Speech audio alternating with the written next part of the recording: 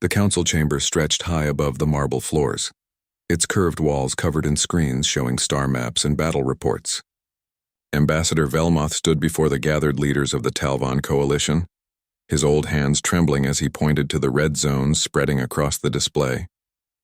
Each red zone meant death. Each one meant the Krell Empire had taken another system. "We have lost 12 worlds in 3 months," Velmoth said, his voice heavy with grief. "Our fleets cannot hold them back much longer." The other ambassadors shifted in their seats. Some looked angry. Others looked afraid. Everyone knew the truth, even if no one wanted to say it out loud. The coalition was losing the war. Far away from that chamber, in a place the aliens called the Dead Sector, Hyunwoo sat in a dark room filled with glowing screens. He wore a simple gray uniform with no markings that would identify his people. His fingers moved across a keyboard, pulling up intercepted communications from across the galaxy. This was his job. He listened to alien transmissions and made sure humanity stayed hidden. For 300 years, humans had lived in secret. After the Great Plague nearly destroyed Earth, the survivors had fled to the edges of known space. They built colonies in regions where aliens feared to go. They developed technology to hide their ships and mask their signals. They became ghosts in the darkness, watching the galaxy but never revealing themselves. Hyunwoo adjusted his earpiece and listened to another Talvon broadcast. The coalition was discussing retreat strategies. He made notes in his report, his expression grim. The war was getting closer to human space with each passing week. "How bad is it?" a voice asked behind him. Hyunwoo turned to see Sora entering the monitoring station.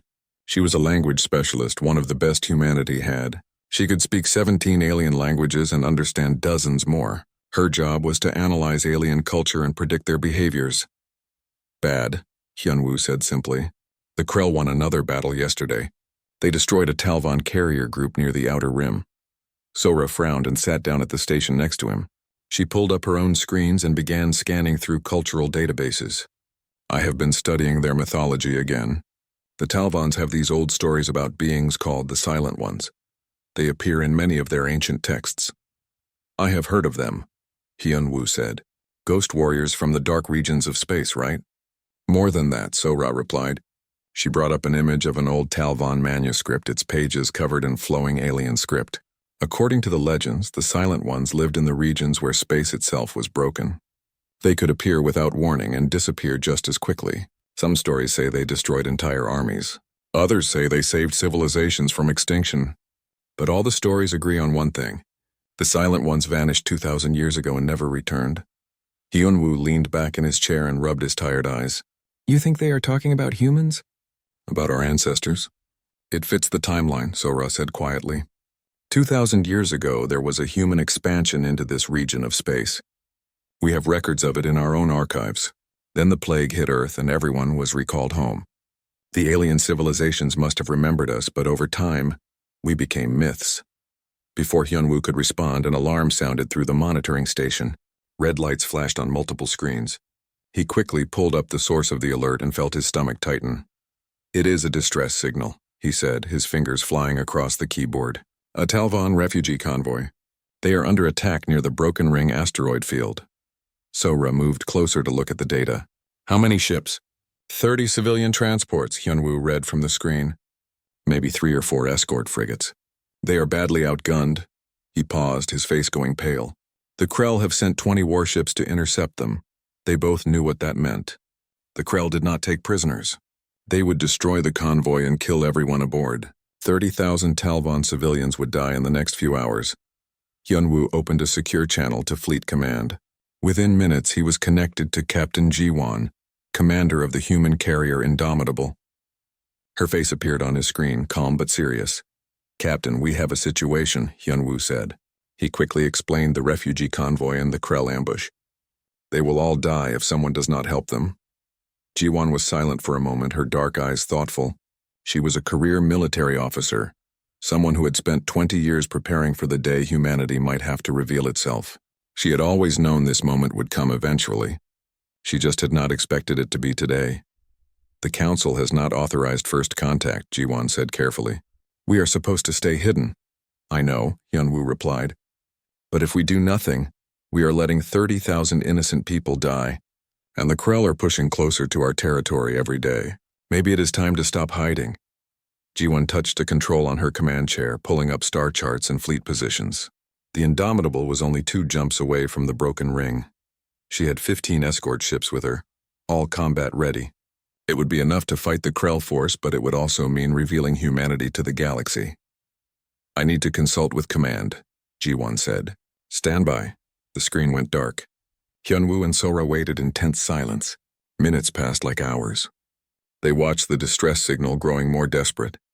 The Talvon convoy was begging for help that they believed would never come. After all, who would save them? The coalition fleets were stretched too thin. The Krell controlled this entire region of space. 20 minutes later, Ji-won's face reappeared on the screen. Behind her, Hyunwoo could see crew members rushing to battle stations. Alarms were sounding throughout the carrier. We have received authorization from Earth, Ji-won said. Her voice was steady, but Hyunwoo could hear the weight of history in her words. The first contact fleet is preparing to jump. Hyunwoo, you will come aboard as liaison officer. Sora, prepare all your language files. We are going to need them. Understood, Captain, Hyunwoo said. As the connection ended, he sat back in his chair and took a deep breath. Everything was about to change.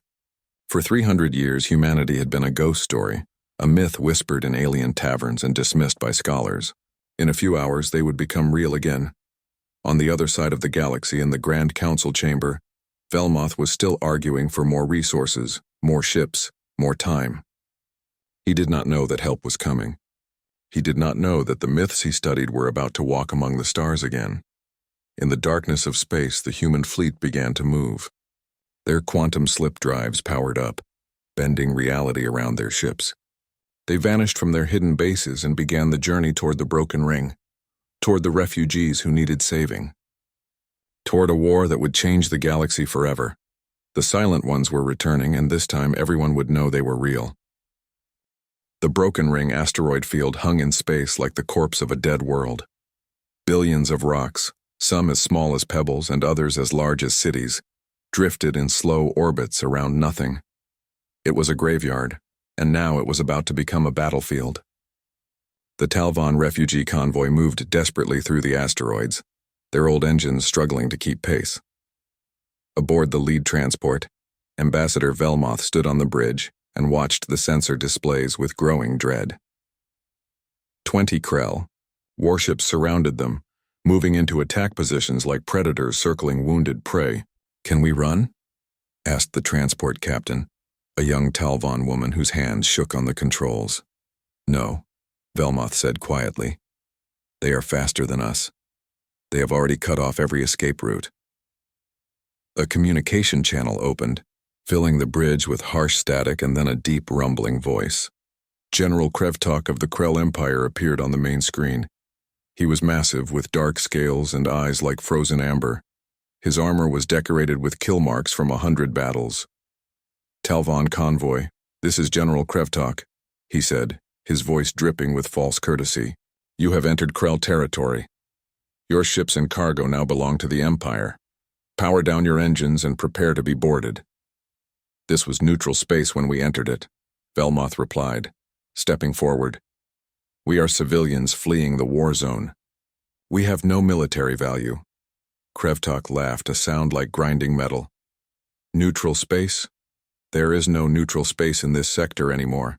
It all belongs to the Krell now. He leaned closer to the camera, his teeth showing in a predatory smile. But I am feeling generous today. Surrender your ships within 10 minutes and I will only execute half of you. Resist, and everyone dies. Choose.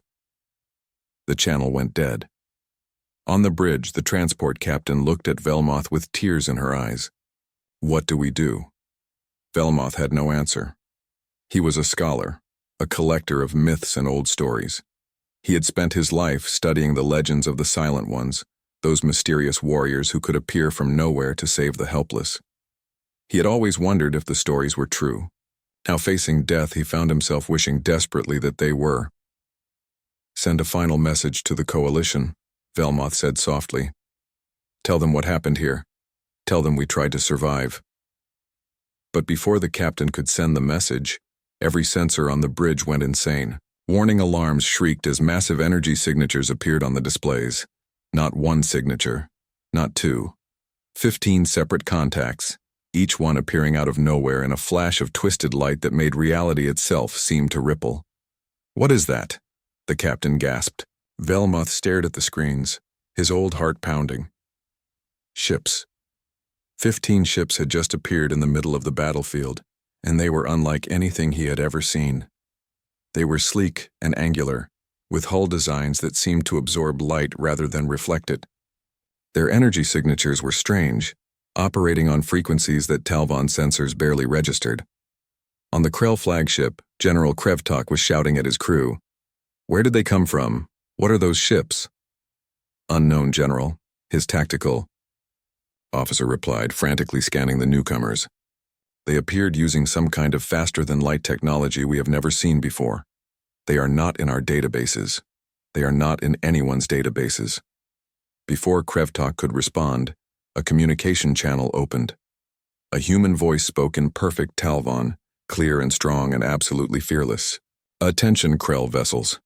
This is Captain G1 of the Earthship Indomitable. You are in violation of interstellar law by threatening civilian refugees. Withdraw immediately, or we will consider your actions an act of war against humanity." General Krevtok stared at the screen in confusion. Humanity? Earth? I have never heard of these things. They must be some minor species trying to bluff us. He opened a channel to the unknown ships. "This is General Krevtok of the Krell Empire. You have no authority here. Leave now or be destroyed with the refugees." On the bridge of the Indomitable, Captain Ji-Wan looked at Hyun-Woo, who stood beside her command chair. "I gave them a chance," she said simply. "Yes, you did," Hyun-Woo agreed. Ji-Wan turned to her tactical officer. "All ships engage. Show them what happens when you threaten innocent people." The human fleet opened fire. The Krell had expected threats. Maybe some warning shots. They had not expected the sheer violence of the human attack. Kinetic rounds traveling at relativistic speeds slammed into Krell shields, overwhelming them through pure force. The human ships moved with impossible precision, their computers calculating firing solutions faster than any organic mind could process. A Krell destroyer exploded as a railgun round punched straight through its reactor. Another Krell ship tried to return fire, but human point defense systems intercepted every missile and energy beam with contemptuous ease. The human ship seemed to anticipate every move, working together with coordination that should have been impossible. "Launch fighters!" Krevtok roared. The Krell carriers released their fighter craft, hundreds of small attack ships swarming toward the human fleet. On the Indomitable, fighter pilot Min Seo received her launch orders and felt her heart race with excitement and fear. This was it. This was first contact. She would be one of the first humans to fight in front of alien witnesses. "Blue Squadron, you are cleared for launch," the flight controller said. Min Seo's fighter shot out of the carrier bay and into open space. Around her, 20 other human fighters formed up in perfect formation. They accelerated toward the Krell fighter swarm, their engines burning bright against the darkness. The Krell fighters outnumbered them 5-1. The Krell pilots were experienced warriors who had won dozens of battles, but they had never faced humans before. Min Seo's fighter twisted through space in maneuvers that should have torn the ship apart. Human fighters were built to handle forces that would kill most organic pilots, and human pilots trained in simulators that pushed them to their absolute limits. She rolled under a Krell fighter's energy beams and fired her cannons, the high-velocity rounds shredding the enemy craft in seconds. 2 confirmed kills, she reported calmly, already lining up her next target. All around her, the human fighters danced through the Krell formation like sharks through a school of fish. The Krell pilots tried to adjust, tried to fight back, but they were too slow, too predictable. Human tactical computers analyzed their patterns and fed targeting data to the pilots faster than the Krell could react. On the Krell flagship, General Krevtok watched in horror as his fighter wing was systematically destroyed. Half of his capital ships were already damaged or destroyed. His shields were failing. His weapons could not hit the incredibly agile human vessels. "Who are these beings?" he whispered. His tactical officer pulled up ancient files, searching desperately through historical databases. General, I found something. Old legends from the frontier regions. Stories about warriors called the Silent Ones who lived in the regions we call the Dead Zones. They disappeared thousands of years ago, but the descriptions match. Ships that appear from nowhere. Weapons of incredible power. Tactics that seem to predict every move. Krevtok felt something he had not experienced in decades. Fear. Real, cold fear. All ships, retreat, he ordered. Full power to engines. We are leaving. The surviving Krell vessels turned and fled, their faster-than-light drives activating in bursts of radiation. General Krevtok's flagship was the last to go, limping away with half its engines destroyed. As he jumped to safety, he was already composing his report. The Silent Ones were real. The myths had teeth. In the broken ring, the human fleet maintained their positions around the refugee convoy. Captain Jiwan opened a channel to the lead transport. Talvon convoy, this is Captain Jiwan. The hostile forces have withdrawn. You are safe now. On the refugee bridge, Ambassador Velmoth stood in stunned silence.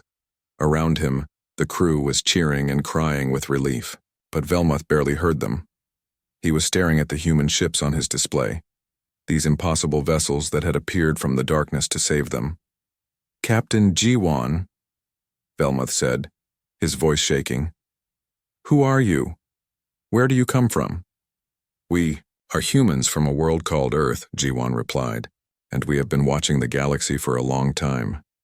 It is time we introduced ourselves properly. Velmoth felt tears running down his aged face. The myths were real. After thousands of years, the Silent Ones had returned, and they had saved his people. Talvon Prime was the jewel of the Coalition, a world of silver towers and green gardens that stretched beneath 3 small moons. For centuries, it had been a place of peace and learning. Now it was the center of the galaxy's greatest debate. In the Grand Council Chamber, representatives from 20 different species gathered to discuss the impossible thing that had happened at the Broken Ring.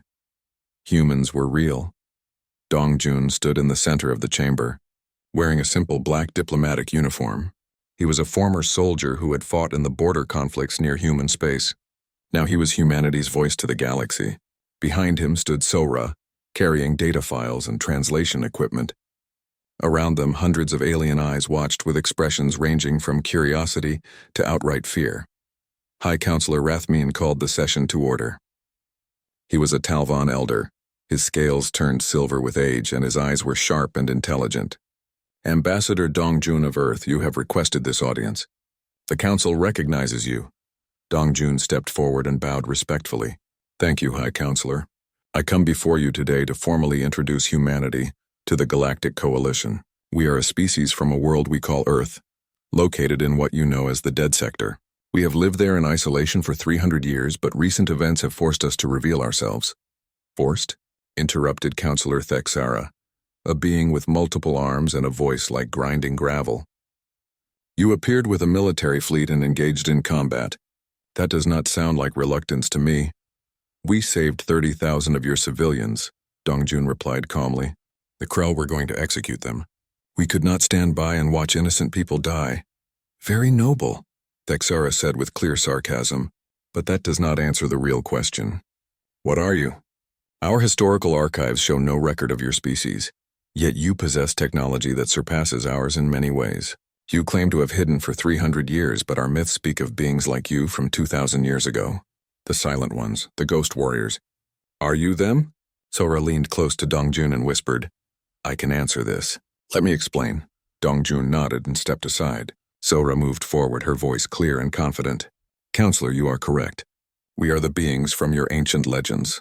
2,000 years ago, humans explored this region of space. We established diplomatic contact with several species, including your ancestors. Then a terrible plague struck Earth. It killed billions. Our government recalled all humans from deep space to help fight the disease. We survived, but barely. When we tried to return to the galaxy, we found that most civilizations had collapsed or forgotten about us. We became myths. Why hide for 300 years? Rathmine asked. Why not reveal yourselves sooner? Because we were afraid, Dongjun said honestly. We had barely survived extinction. We needed time to rebuild, to become strong again. We did not know if the galaxy would welcome us or fear us, so we watched from the shadows and waited. The chamber erupted in discussion. Some counselors seemed sympathetic. Others looked suspicious. Thexara stood and pointed an accusing appendage at Dongjun. "This proves my point," Thexara declared. "They have been spying on us for centuries. Who knows what secrets they have stolen? What plans they have made? The prophecies speak of the Silent Ones as harbingers of upheaval. Their return means the galaxy will be torn apart." "The prophecies are just stories," Velmoth said, standing from his seat. The old ambassador had been given a place of honor at the council, as one of the survivors of the Broken Ring. "I have studied those myths my entire life. Yes, they speak of upheaval, but they also speak of salvation. The Silent Ones appeared in times of great crisis to restore balance. Perhaps that is exactly what we need now. Or perhaps they caused those crises in the first place," Thexara shot back. "We know nothing about these humans except that they are warriors with advanced weapons. How long before they decide they want to rule us?" Dongjun took a deep breath. This was the critical moment. He had prepared for this argument, but it still made him angry. "We do not want to rule anyone. We want to help you survive the Krell invasion. In return, we ask only that you recognize human sovereignty over our territory and accept us as equals in the coalition." "And if we refuse?" Thexara asked. "Then we will return to our space and leave you to fight the Krell alone," Dongjun said bluntly. "We have no desire to force ourselves on anyone. But make no mistake, the Krell are not going to stop. They are winning this war, and without help you will lose everything." The chamber fell silent. Everyone knew Dongjun was right. The Krell Empire had conquered 40 systems in the past year. Coalition fleets were retreating on every front. Without the human fleet and their superior technology, the war was already lost. During the recess, Hyunwoo arrived at the council building with urgent news. He found Dongjun and Sora in a private conference room, looking exhausted from hours of debate. "We have a problem," Hyunwoo said, connecting his datapad to their display. "Our intelligence network has intercepted Krell military communications. They know about us now. General Krevtok reported everything that happened at the Broken Ring." "That was expected," Dongjun said. "What else?" "The Krell High Command is treating us as a primary threat," Hyunwoo explained, pulling up tactical maps. "They are redirecting major fleet elements toward human space. Our analysts believe they want to eliminate us before the alliance with the coalition solidifies." Sora studied the maps with growing concern. "How long do we have?" 2 months, maybe 3, Hyunwoo said. "They are gathering forces from across their empire. When they come, they will come in strength." "Then we need this alliance approved immediately," Dongjun said. "If the Krell attack us before the coalition commits to helping, we will be fighting alone." The three of them worked through the night, preparing new arguments and gathering more evidence. Sora dove into the coalition's historical archives, searching for any information about human contact from 2,000 years ago. What she found shocked her. "Look at this," she said, showing the others an ancient data file. "This is a Talvon trading record from 1900 years ago. It mentions humans by name. We sold them medical technology. We helped them fight a plague that was devastating their colonies. The coalition's ancestors knew us," Dongjun said softly. "They were our friends once." "Not just friends," Sora continued, pulling up more files. "Listen to this. It is from a Talvon scholar's journal. The humans possess a remarkable quality. They adapt to any situation. They never give up even when defeat seems certain. They form bonds with other species easily, creating alliances that last for generations. If they were to remain in this galaxy, they would change everything." "That is it," Dongjun said, suddenly energized. "That is how we convince the council. We show them we are not strangers. We are old allies who have returned." When the council reconvened, Dongjun presented the evidence. He showed them the trading records, the journal entries, the proof that humans and the coalition species had worked together in the past. He spoke passionately about shared history and common values. "We do not come to conquer you," Dongjun said. "We come to stand beside you as our ancestors stood beside yours 2,000 years ago. The galaxy has changed, but humanity has not. We are still the same species that your ancestors called friends." Velmoth stood again, his voice strong despite his age. "I have dedicated my life to studying the myths of the Silent Ones. After meeting the humans and reviewing this evidence, I believe the prophecies have been misunderstood. The Silent Ones do not bring destruction. They are a mirror. They reflect what they find. If they encounter evil, they fight it. If they find friends, they protect them. The question is not what humans will do to us. The question is what kind of galaxy we want to be. The vote was called. Species representatives activated their voting crystals one by one. The chamber filled with light, blue for yes and red for no. The count was close, but when the final tally appeared, the blues outnumbered the reds. The alliance was approved. Dongjun felt relief wash over him, but it was short-lived. Hyunwoo was already sending him urgent messages. The Krell were moving faster than expected.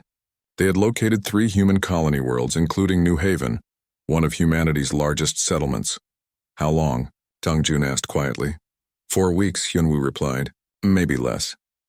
Dongjun looked at the celebrating coalition representatives and felt a cold certainty settle in his chest. The vote had been won, but the real test was coming. The Krell were bringing war to humanity's doorstep, and all the treaties in the galaxy would not stop them. He sent an encrypted message back to Earth. Alliance secured. Prepare for attack. They are coming for us. New Haven was a beautiful world, covered in forests and oceans that reminded the colonists of Earth.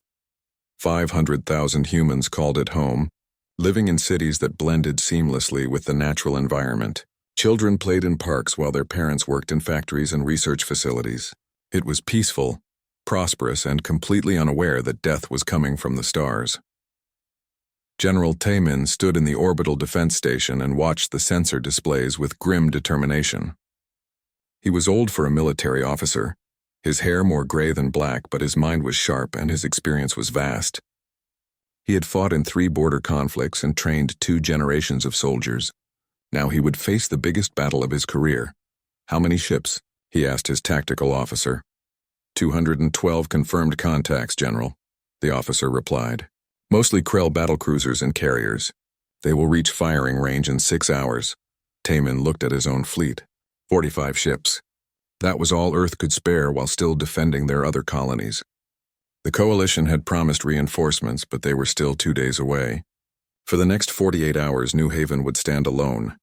Evacuate as many civilians as possible, Taemin ordered. Priority goes to children and essential personnel. Everyone else gets weapons and reports to their militia units.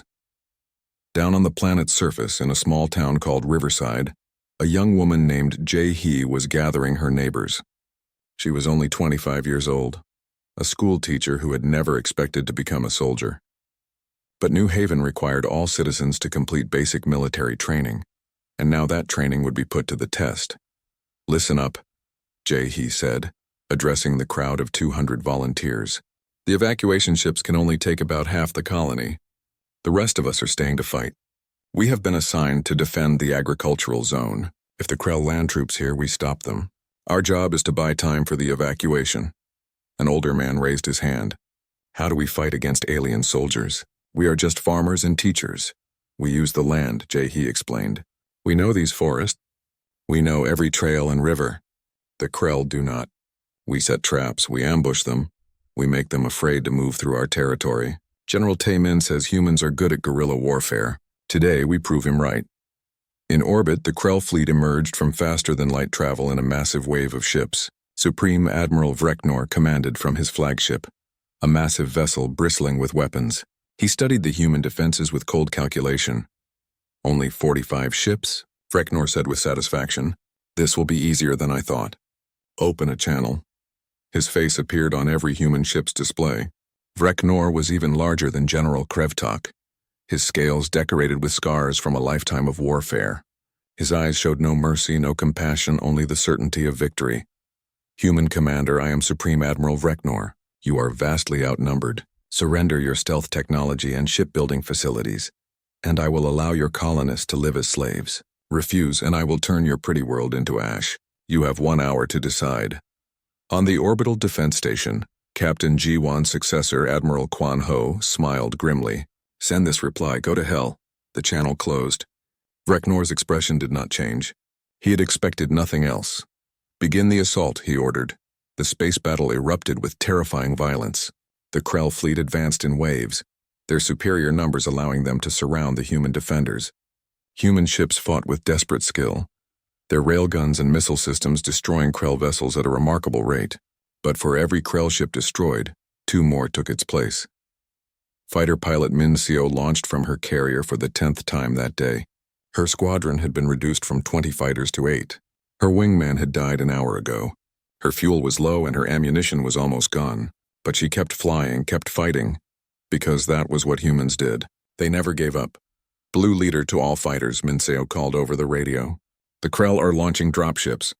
They are trying to land ground forces near the southern continent. We need to stop them. Her remaining fighters formed up and dove toward the descending dropships. Krell fighters moved to intercept, filling space with energy beams and missiles. Min Seo twisted through the fire, her mind calculating angles and velocities faster than her conscious thoughts could process. She fired her remaining missiles into a Krell dropship, watching it explode and take 100 enemy soldiers with it. But there were too many. Dropships punched through the orbital defenses and slammed into New Haven's surface. Krell soldiers poured out, heavily armored and carrying plasma weapons that could melt through steel. They advanced into the forests, expecting easy victories against primitive human colonists. They found Jae-hee instead. The first Krell patrol entered the forest near Riverside and immediately ran into problems. The trails they were following suddenly disappeared. Their navigation systems went haywire from carefully placed magnetic mines. When they tried to cut through the forest, trees fell on them, crushing soldiers beneath tons of wood. Then the humans attacked. Jae-hee and her militia struck from the shadows using rifles and homemade explosives. They hit hard and fast, then disappeared into the forest before the Krell could respond. The Krell tried to pursue, but the humans seemed to be everywhere and nowhere. They would appear suddenly, shoot down several soldiers and vanish into terrain that seemed impossible to track. What kind of beings are these? A Krell commander radioed back to his ship. They do not fight like soldiers. They fight like ghosts. Adapt, his superior ordered. Use thermal scans. Deploy drones, but adaptation took time and the humans were not giving them time. Jae-hee led her militia on raids that destroyed Krell supply dumps and communication equipment. They rescued trapped evacuation ships and guided civilians through secret paths to the spaceports. Every hour they delayed, the Krell was another 100 lives saved. In orbit, the battle was going badly for the humans. Admiral Kwan Ho's flagship was badly damaged. Half his fleet was destroyed or disabled. The Krell were closing in for the kill, and Reknor was preparing his final assault. Then the Coalition fleet arrived. 300 Coalition ships dropped out of faster-than-light travel at the edge of the system. Talvan battleships, Virani carriers, and ships from a dozen other species. They had come because of the Alliance. They had come because humans had saved Talvan refugees at the Broken Ring. They had come because it was the right thing to do.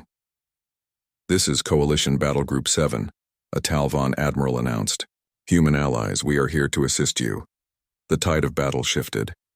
The Krell suddenly found themselves fighting on 2 fronts, with fresh Coalition forces hammering their flanks while the surviving human ships regrouped. Reknor's careful battle plan collapsed into chaos. On the ground, Jae-hee heard the news over her radio and felt hope surge through her exhausted body. They had held. They had bought enough time. Now they just needed to survive a little longer. But Reknor was not finished. Consumed by rage at his failing assault, he made a desperate decision. Charge the main guns, he ordered his crew. Target the primary colony cities. If we cannot take this world, we will make sure the humans cannot have it either. Admiral Kwan Ho saw the Krell flagship's weapons powering up and understood immediately what Reknor intended. Orbital bombardment. The coward was going to kill millions of civilians because he could not win the battle fairly. All ships, Kwan Ho said quietly. We need to destroy that flagship now. But his ships were too far away, too damaged. They would never reach Reknor in time. The massive guns were almost fully charged. In 90 seconds they would fire and New Haven's cities would burn. Then, Admiral Kwan Ho made the same choice that Captain Ji-won had made at the Broken Ring. The same choice that humans had made throughout their history. When faced with impossible odds, activated his ship's engines to full power and set a collision. Course, evacuate all crew to the escape pods, Kwan Ho ordered calmly. I will handle this. Sir, if you stay aboard, you will die, his first officer protested. Yes, Kwan Ho agreed. But 5 million people down there will live. That seems like a fair trade, now go. That is an order. The crew evacuated. Kwan Ho stayed at the helm, guiding his dying ship toward Reknor's flagship. The Krell tried to shoot him down, but the human vessel was accelerating too fast. its shields absorbing damage until the last possible moment. In his cockpit, Mincio watched the Admiral's ship streak toward the enemy flagship like a meteor. She understood what he was doing, and tears streamed down her face as she saluted. "Farewell, Admiral," she whispered. The two ships collided at relativistic speed. The explosion lit up the sky, visible even from the surface. When the light faded, both vessels were gone. Supreme Admiral Vreknor and Admiral Quan Ho had killed each other. The remaining Krell fleet, leaderless and demoralized, began to retreat. Coalition forces pursued them, destroying those too slow to escape. On the ground, the Krell soldiers surrendered or were hunted down by human militia. Jae-hee stood in the ruins of Riverside, watching the sky clear as the last Krell ships fled. She had survived. Her town had survived. But 40,000 colonists had died, including Admiral Quan Ho and hundreds of brave soldiers. The victory felt hollow. In her fighter, Minseo returned to her damaged carrier. 6 months after the Battle of New Haven, the war had transformed. The initial shock of humanity's arrival had given way to a coordinated offensive.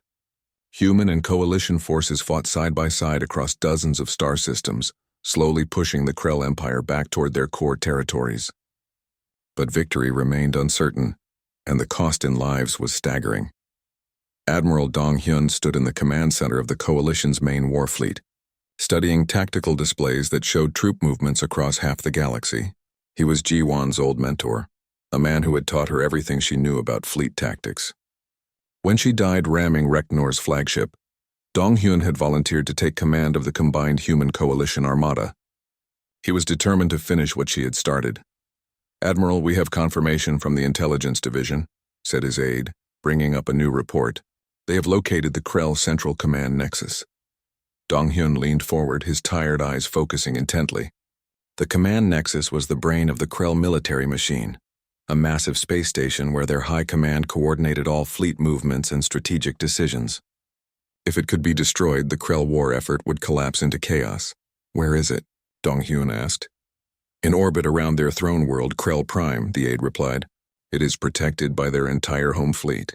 200 capital ships plus station defenses. Intelligence estimates it would take 500 ships to have a reasonable chance of breaking through." "How many do we have available?" Dong Hyun asked, though he already suspected the answer. 340, Admiral, and that is if we strip defenses from our liberated territories." Dong Hyun rubbed his face wearily. 340 ships against the Krell's strongest defenses. It would be the biggest battle of the war. Many would die, but if they succeeded, they could end the conflict and save countless lives in the long run. "Begin assembling the fleet," Dong Hyun ordered. "Send word to Earth and the Coalition Council. We are going to Krell Prime." While the military prepared for the final assault, Sora was fighting a different kind of war. She had spent the past 6 months broadcasting human culture across the galaxy. Music, art, literature, history, everything that made humanity unique. She wanted aliens to understand that humans were not just warriors. They were creators, dreamers, survivors. Her broadcasts had become incredibly popular. Alien children listened to human music. Students studied human philosophy. Artists incorporated human styles into their work. The galaxy's perception of humanity was changing, evolving from fear to fascination to genuine friendship. Sora sat in her small studio, preparing another broadcast. Today she was sharing the story of humanity's survival after the Great Plague. She wanted aliens to understand why humans had hidden for so long and why they valued life so deeply. "We almost died," Sora said into the camera. 300 years ago, a disease nearly destroyed our entire species. We lost billions of people, families, friends, entire cities, but we did not give up. We fought, we adapted, we survived. That is what humans do. We face the impossible and find a way forward, not because we are stronger than anyone else, but because we refuse to accept defeat. Her broadcast reached millions of viewers across dozens of species. In the comments and messages that flooded back, Sora saw something beautiful. Aliens were sharing their own stories of survival and struggle. They were finding common ground with humanity, recognizing that everyone faced challenges, and everyone had to choose whether to give up or keep fighting. Hyun-woo, now serving as Chief of Intelligence, coordinated with coalition operatives to gather information about the Krell throne world. What he discovered was both alarming and potentially useful. "Admiral, you need to see this," Hyunwoo said, entering Dong-hyun's ready room with a data pad. The Admiral looked up from his battle plans. What is it? Emperor Kreshenak has activated something called the Star Harvest Weapon, Hyunwoo explained, projecting a holographic image. It is a doomsday device built into the command nexus. Our agents report it is powered by captured stellar matter, literally harvested from dying stars.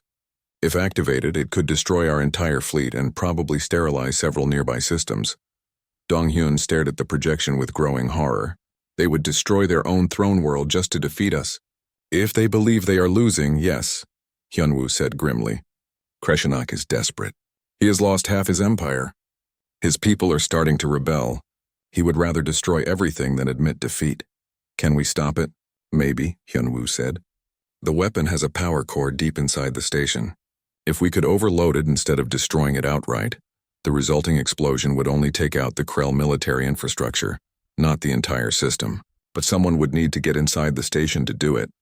Dong-hyun nodded slowly. A suicide mission. Not necessarily suicide, Hyunwoo corrected. Difficult, certainly. But our combat engineers believe it can be done. The Admiral called a meeting of his senior officers. When he explained the situation, there was silence around the table. Everyone understood what he was asking. Someone would need to fly into the most heavily defended location in the Krell Empire and sabotage a weapon that could kill billions. The chances of survival were minimal. Fighter pilot Min-seo stood up. She was a captain now, having earned 3 promotions through valor in combat. She had fought in every major battle since the Broken Ring, and her squadron had the highest kill count in the fleet. I will do it, Min-seo said simply. My squadron can fight through to the station. We have done harder things. Min-seo, this is not an order, Dong-hyun said carefully. I am asking for volunteers because I cannot command anyone to take this risk. I know, Admiral, Min-seo replied. And I volunteer. Ji-won sacrificed herself to save New Haven. Kwan-ho did the same. It is my turn to protect people. Other pilots stood offering to join her. Engineers volunteered to design the overload sequence. Within hours, a plan was forming. It was desperate and dangerous, but it might work. The combined human coalition armada jumped into the Krell Prime system 3 weeks later. 340 ships against the Krell home fleet. The battle that erupted was like nothing the galaxy had ever witnessed. Capital ships traded devastating broadsides while fighters swarmed through the chaos. Coalition vessels used human combined arms tactics, coordinating their attacks with precision that the Krell could not match. Dong-hyun directed the battle from his flagship, sending ships where they were needed most. He used every lesson Ji-won had taught him, every tactic humanity had developed over centuries of warfare. Slowly, bloodily, the Allied fleet pushed toward the command nexus. Aboard the station, Emperor Kreshenak watched his fleet being destroyed and felt his power crumbling. In a rage, he ordered the Star Harvest weapon activated. If he was going to lose, he would take everyone with him. Admiral, the weapon is powering up, Hyunwoo reported urgently. We have maybe 20 minutes before it fires. Min-seo, you are cleared for your run, Dong-hyun said into his communication system. We will give you everything we have. Min-seo acknowledged and led her squadron toward the station. Human fighters and coalition attack craft formed a protective screen around her, sacrificing themselves to clear a path. She watched friends die on her sensors, their ships exploding to give her just a few more seconds. She reached the station with only 3 fighters left.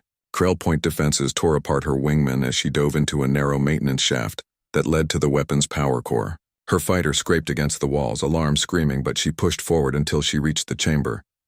I am at the core, Min-seo reported, her voice surprisingly calm. Beginning overload sequence. She input the codes that Hyunwoo's engineers had designed, watching as the power core systems began to cascade. Red warning lights filled the chamber. The station's automated defenses activated, trying to stop her. Admiral, the overload is working, Min-seo said. But I have a problem. The explosion will happen in 90 seconds, and the shaft I used to get here has collapsed. I cannot get back out in time. Dong-hyun felt his heart sink. Min-seo, there must be another way. I am looking, she replied, frantically checking her fighter's sensors. Then she saw it. An emergency escape tunnel, barely large enough for her fighter, leading to the station's exterior. It was a crazy path, twisting through narrow corridors, but it was a chance. Found an exit, Min-seo said. Going for it now. She pushed her fighter's engines to maximum and shot into the tunnel. Behind her, the power core began to explode. The shockwave chased her through the corridors, getting closer with every second. She could see the exit ahead, a small opening leading to space. 50 meters, 40, 30. Her fighter burst out of the station just as the core detonated. The explosion consumed the command nexus, destroying it and the Star Harvest weapon. The blast wave caught Minseo's fighter and sent it tumbling through space, systems failing, but she was alive. Blue leader to fleet. Minseo gasped. Mission accomplished. Weapon destroyed. The command nexus exploded in a brilliant flash. Across the station, Krell command centers went dark. Their coordination collapsed. Ships received no orders. The home fleet began to fall apart as individual captains made their own decisions about whether to keep fighting or surrender.